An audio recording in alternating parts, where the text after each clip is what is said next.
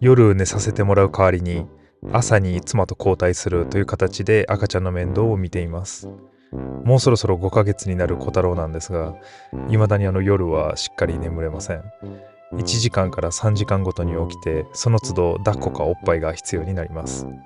悪い日だと深夜に起きてからそこから2時間ぐらい寝なかったりします。これでもマシになった方で、生後3ヶ月前までは1時間から2時間寝て、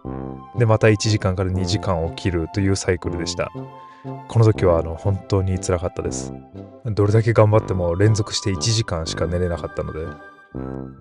しかもその時は同じ部屋で3人で寝ていたので、私も妻もまともに眠れず、日々の家事を行うだけでもいっぱいいっぱいになってました。このままじゃあかんということで、寝室を分けて夜は寝させてもらって、その代わり朝から3時間から4時間ほど妻と交代して妻に寝てもらうというサイクルになりました。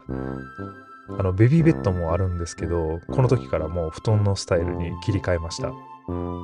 人がいないから不安なのか、ちょっと寝心地が悪いのかわからないんですけど、ベビーベッドだと全然寝てくれないですし、しかも頻繁に起きた時にベビーベッドまでまた行って、そこから取り上げて抱っこして、でまた置いて、そしたらまた起きてベッドまで行ってみたいな、もう何かあるたんびに移動しないといけないですし、もう持ち上げたりとかでもう腰もかなり言わしてたので、ベビーベッドは、買ったまま結局使ってないですね。なのでそれをやめて朝交代と布団で添い寝スタイルに変えたんですけど、かなり夜が楽になりました。まあそれでも1時間から3時間ごとに起きるんですけどね。しかも抱っこがないと寝れないので、常に抱っこ状態です。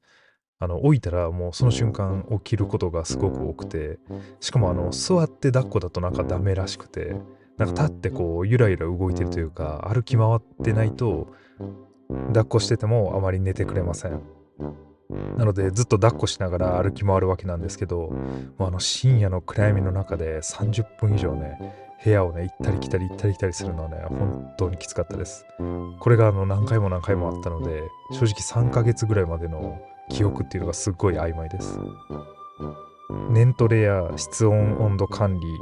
スリープサックもですね、6種類以上試してみたりとか、どうやったらもっと寝てくれるのかなっていうのをいろいろ試行錯誤したんですけど、はっきり言ってどれもあんまり効果はなかったですね。もう抱っこして歩き回る、これが一番寝てくれました。太陽の光を浴びさせてセロトニン云々とかももっとやりたかったんですけど、外にね出れないんですよ。ずっと家の中で缶詰状態です。っていうのも小太郎が生まれたのが冬なんですけど、私たちが住んでるカナダではマイナス30度ぐらいになるんですね。大の大人でもめちゃくちゃ着込んで3分ぐらいしか持たないので、まあもう生後5ヶ月ぐらいのね赤ちゃんを外に連れ回すっていうのは、もう不可能でした。道も凍結してますし、すごく危ないんですよ。そんな状態で何とか寝てくれへんかなっていろいろ考えてたんですけど、周りの友達とかに聞いてみて気づいたのが、なんかみんなそんなしんどくなさそうやなというか、なんかちゃんと寝てるなっていう感じで、なんか聞いたら10時間ぐらい寝たとか、おっぱいあげなあかんから起こさなあかんみたいな、その逆になんかみんな寝ているんですよね。なんでそんな寝てるのっていう話なんですけど、まあ、本人たちからしても、まあ、分からへんっていう感じですよね。まあ、赤ちゃんがぐっすり寝てるので、まあ、それ以上でもそれ以下でもないと思うんですけど、なのでまあ、いろいろ参考にできるところは参考にして、いろいろ気をつけてはみたんですけど、まあ、どれもやっぱ効果なかったですね。もう寝ないです。じゃあもうこれはきっと小太郎の性格とか性質なんやなっていう風に割り切って、もうひたすら満足いくまで抱っこするっていう風に変えていきました。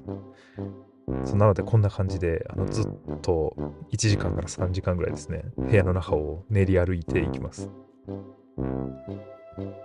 幸いにもこの窓の向きが南向きなので、すごく太陽の光が入ってくるんですよね。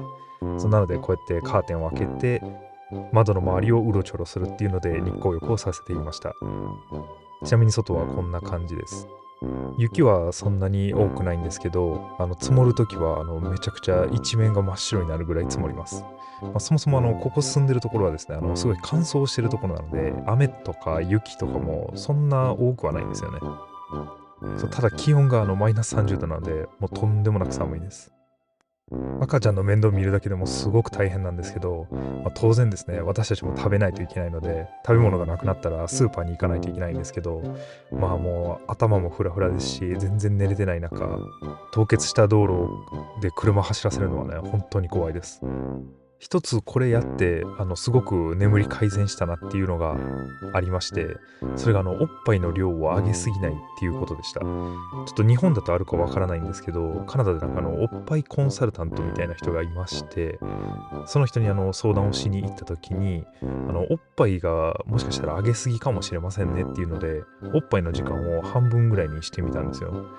確かにおっぱいをうまく飲めてないのか、僕らが下手なのかわかんないんですけど、おっぱいの時間が長かったんですね。だいたい10分から20分ぐらいあげるのにかかっていたので、なん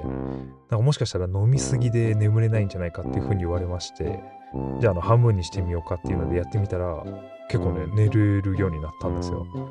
体重も全然減らなかったので、もし同じような状況で悩んでたりとか、おっぱいすごく上げてるっていう人がいたら、減らしたら寝るかもしれないので、様子を見ながら試してみてください。そんなこんなで寝てくれました。小太郎が起きるまで抱っこをして、起きたら妻と交代します。ご視聴ありがとうございました。